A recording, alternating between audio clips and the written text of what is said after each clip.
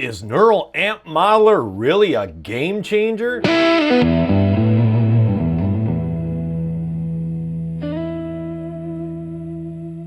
Hey everybody, Jayce Allan here. Welcome back to the channel. So on today's episode, we're talking about NAMM. No, not that NAMM. No, not that NAMM either. We're talking about Neural Amp Modeler, not to be confused with Neural DSP, a company that also makes amp modeling and amp modeling products. Neural Amp Modeler is an open source amp modeling project. It's a community-driven project. Basically, a bunch of volunteers and people got together and they decided to create this amp modeling software, this amp modeling app, and they released it to the public as an open source project. Open source meaning that the source code for the application is open. It's freely available and anybody can download it and tweak it, build their own app from it, or include it in a product, or even help the community develop Neural Amp Modeler itself. So they recently released the A2 version. Architecture 2 is what A stands for. And it's an update to the Neural Amp modeling application and software. And it's supposed to be quite a considerable improvement. And a lot of guitar YouTubers have done videos about this newest update, and they're talking about how incredible it is, that it's a game changer, that it's an amp modeler killer. So I decided to jump on the bandwagon and see what this is all about. So let's get to it. Okay, so the Neural Amp Modeler has actually been around for a while. I actually played around with it, I think a year or so ago. Maybe it was longer than that. And I don't know, I didn't find it to be all that incredible. It wasn't better than some of the amp modelers and VSTs that I already had. So I just kind of dismissed it and didn't mess with it after that. But I've been seeing in my YouTube feed a lot of videos about this latest A2 version, and it's supposed to be really good, so I thought I would revisit it and give you guys a chance to see what this is all about, and we'll show you how to install it and run it on your computer, and even how to download and install the community supplied amp captures and cabinet captures. So we'll get into that. So the first thing you want to do is go to neuralampmodeler.com, and here's the web page. And like I said, it's an open source project, so you click here and you can download the code from these different repositories. Say that carefully. And you can go to GitHub and get it. GitHub is a place where open source projects upload their code so that the community can contribute to the project. So if you're a coder and you know anything about code and you're into music and guitar, consider helping these folks develop Neural Amp Modeler.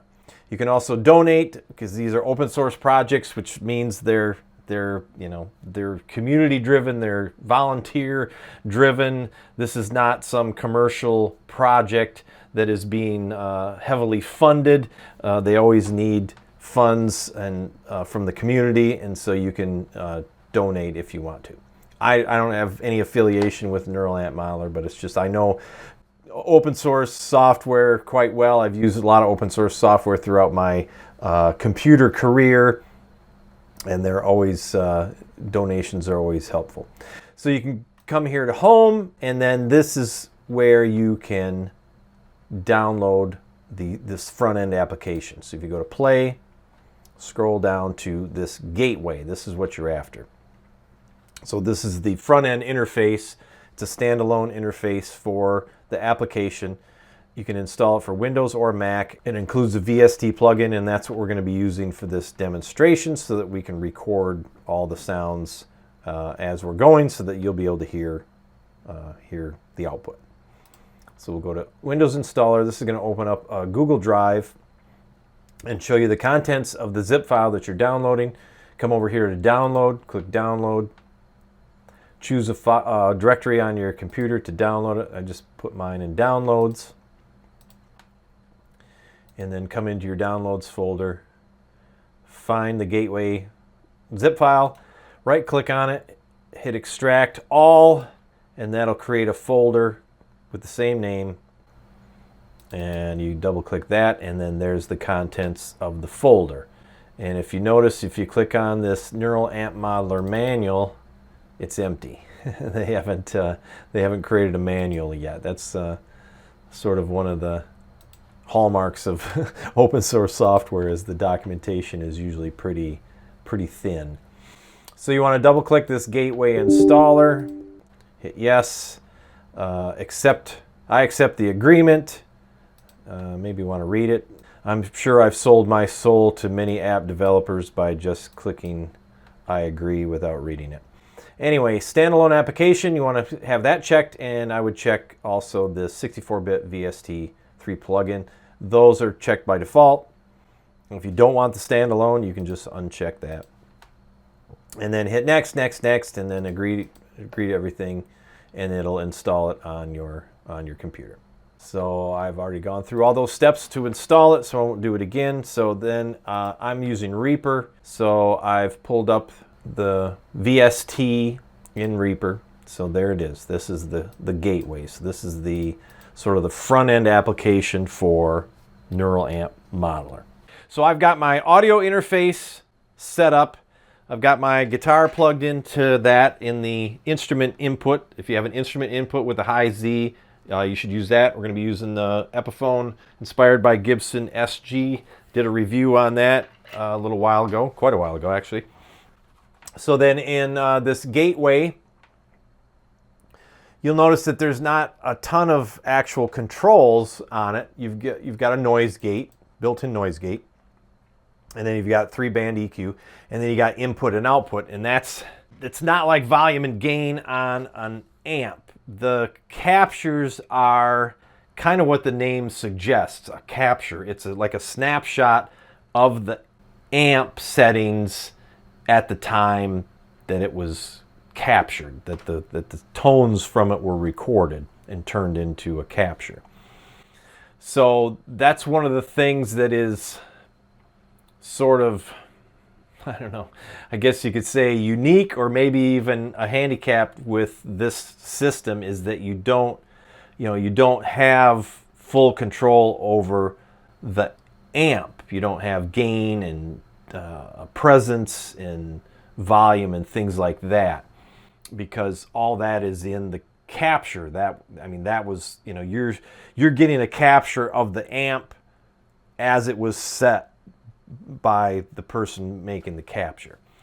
So, but we'll get into that a little bit here later. So you're going to want to go back to neuralampmodeler.com, and then from that spot that we downloaded the gateway, you want to scroll down a little bit to this section here where it says share and this tone 3000. So if you click tone 3000, that opens up a new window, and that's where you can find the amp captures and the cabinet captures, and then some other things, some pedals and some outboard gear and different spaces, they call it, which is, like for reverbs and ambient spaces, and then some experimental stuff.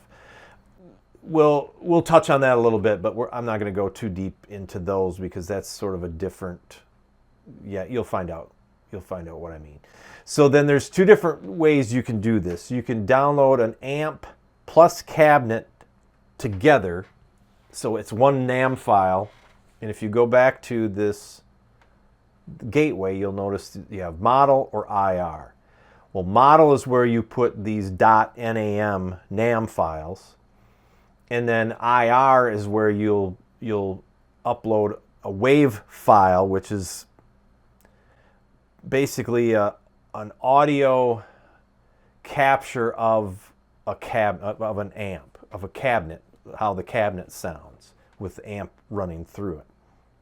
And they're WAV files, but I'm assuming they're like, if you played them on a media player, it would play. But I think it's just a slight bit of the audio. I don't know, it's hard to explain, but anyway, so those are where the the cabinet captures go. So you can download amp plus cabinet in one NAM file, or you can download the amp head, which is just the amp and all the settings that were on the amp head at the time, and then download a cabinet separate. Because if you download amp plus cabinet, it's the amp and the cabinet, and you can't change the cabinet. So if you wanted to try out different cabinets, then you should download an amp head and a cabinet separately.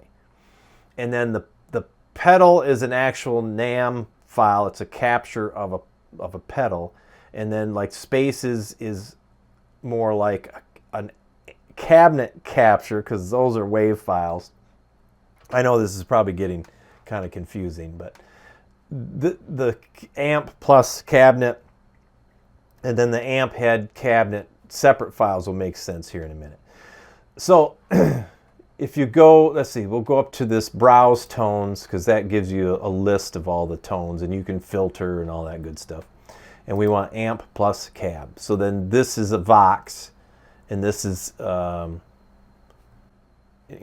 of breakup. So it's set to the controls on that amp were set to produce an edge of breakup tone.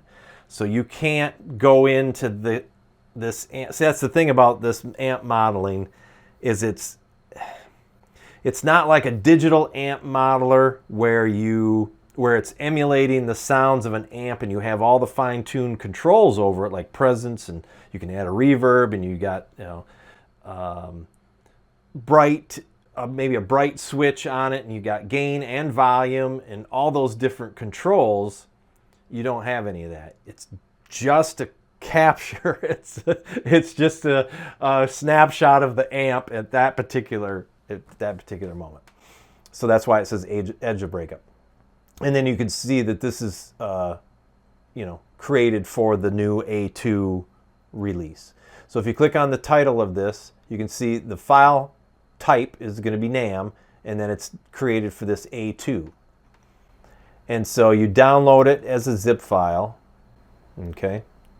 And then you'll go into your downloads folder and extract it, and then you'll end up with, I created a NAM folder, NAM A2 folder, and then I've got NAM files, and that's what they are. They're .NAM. So you see .NAM files, so they're NAM files. And so I put it in here. This is the Vox with edge of breakup, and it says cab.nam. Okay. And then if you wanted cabinet, I mean, you wouldn't apply a cabinet to this one because it's already got a cabinet built into it. But then these are cabinets. So these are Marshall cabs here. And then you'll notice those are WAV files. And the WAV files are set up so that it's the mic. They usually name it, the type of cabinet it is, and then what type of microphone was used to capture and how far away the microphone was from the cone, and how, I think, that's what these inches, 0.72, 0.75 inches, 0.0 inches. That's what all that stuff. And then it says, it's a 4x12. So, and then I don't know if these are the microphones, SA73, VP. Usually you'll see SM57 or some kind of Neumann or something. So, but these are microphones. If they are microphones, there's something I don't recognize. But anyway, so I hope all that makes sense. So okay, so we got this up. So we're going to select this Vox. And again, it's already got the cabinet in it, so you don't have to mess with any of that. So we'll start a recording session here so we can actually hear what we're getting. And my audio interface is the gain, the input on that is turned way down. You don't need a ton of input or volume on your audio interface when you're playing into a modeler. And we're going to be playing on Epiphone, inspired by Gibson SG Standard.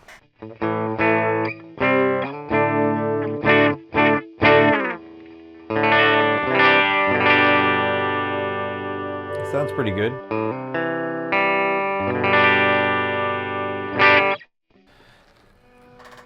So then, so we'll clear that out. And then if you come back to the browse, you see amp head and cabinet. So in that case, you can you can download just the amp head, you know, a capture from the amp head itself, and then your cabinet separately. So if you wanted to, you know, pair the amp head with different cabinets, then you could do that. So then I have this Marshall Silver Jubilee amp head, and if you, then I'll play that for you so you can hear what it sounds like. It sounds really raw.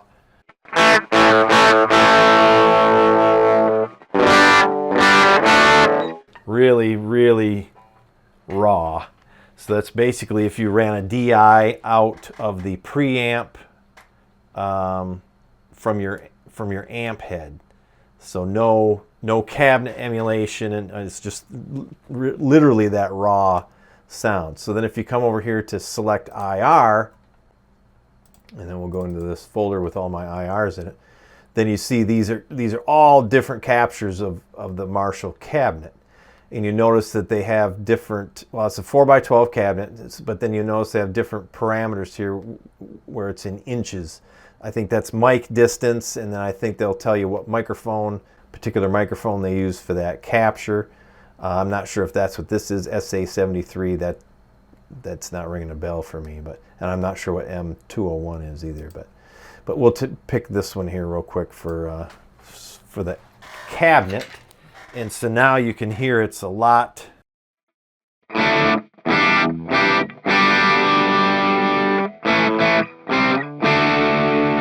that sounds pretty good. And if you notice that it's got that sort of boxy quality to it. When I record an amplifier with a microphone, it's got sort of that boxy quality to it, which actually I struggle trying to get it to not sound that way. But these are literal captures with a microphone on a physical amp. So it's not like, it's not digital emulation of an amp, it's an actual capture of a physical amp through a microphone. That's why they tell you what microphones they use, so you know. And some of them will capture with different mics so that you can use, you know, the cabinet with a different microphone. And then they'll capture different cabinets too, like a 2x12 or a 1x12 or whatever, because that's going to impact the tone too. So whereas a digital emulator sort of mimics the tone of all these amps and cabinets, in this case you're getting an actual capture. And then you're getting an actual capture of an amp head too. But like I said, set to whatever the controls are at the time. So one of the sort of the better ways to do it, and this is the way a lot of amp modelers are based on, is they digitally emulate an amp, and then they use an IR capture of an actual cabinet. So then you get that control over the amp. Because if you look at this here, I've got this positive grid bias X. This is an amp modeler.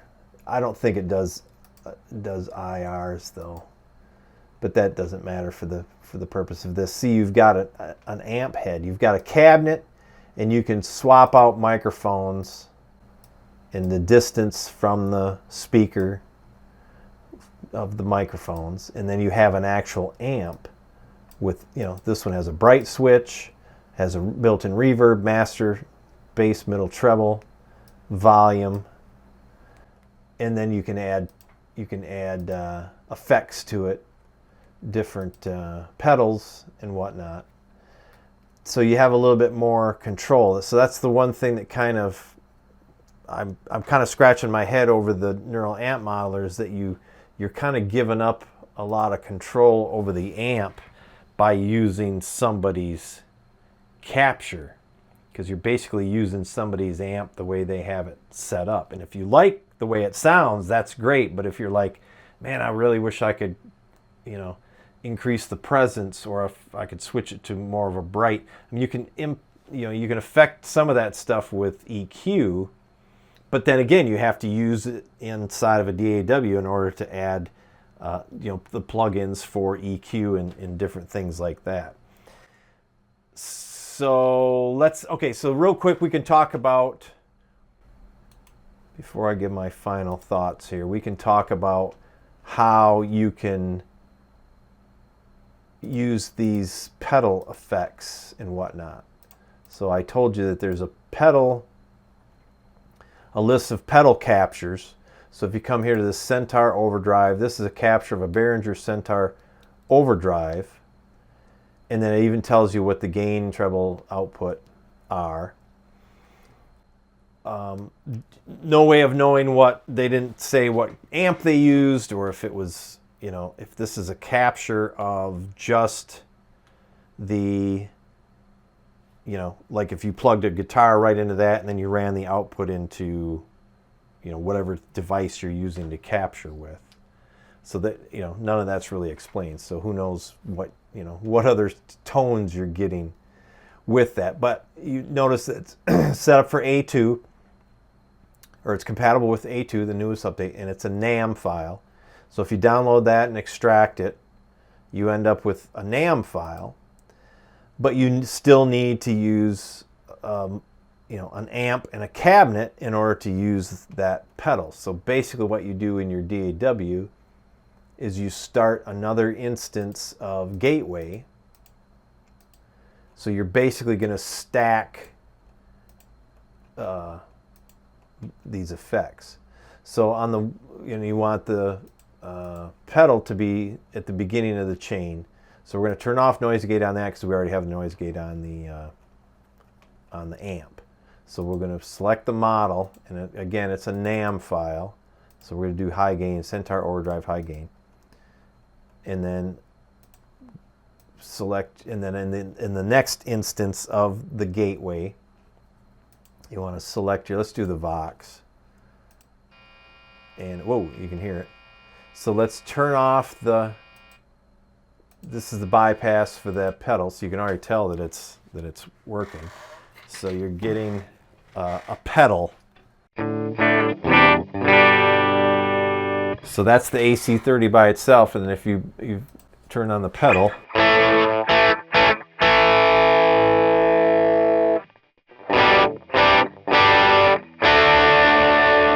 okay, and then maybe I should have left the noise gate on.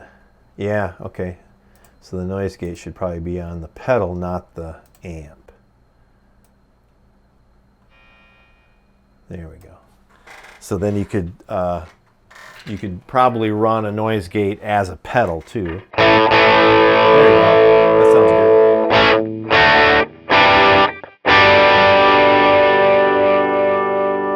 good. So now you're getting a pedal. And then you can do the same thing with these different, where is it? These spaces, they call it.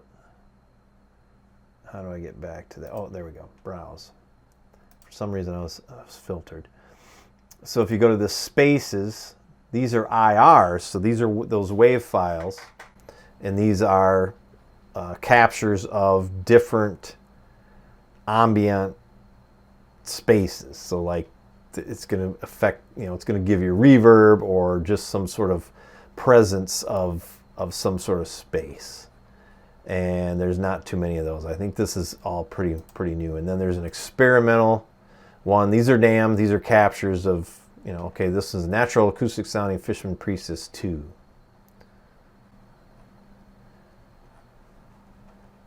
So then again, you have to stack those in your chain. So yeah, okay. So my final thoughts on this are, they sound really good. I'm wondering, I think because they're now incorporating the neural amp modeling code in devices. Like I said, the Velton GP5, you can use these captures in this. So it has the neural DSP, the neural amp modeler code built into it. So it's basically like, you know, that acts as like this gateway program, and you can import those into the pedal and use them. So if I really like this Vox sound of this Vox, then I can get it in there, and then that will act as, you know, has effects in noise gate and EQ and all that stuff. So I think where the value is in being able to use the code in something else. As a standalone, I don't think it's, you know, the gateway is very useful because you don't have a lot of control.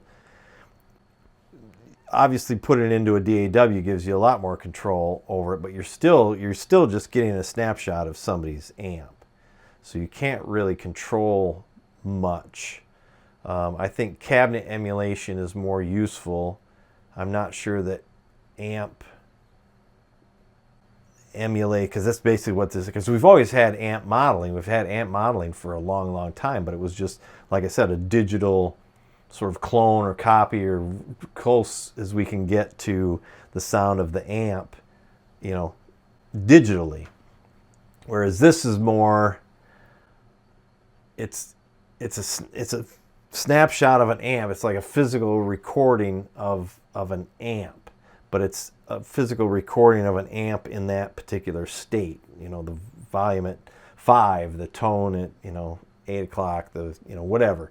So you're getting a capture, a snapshot of an amp.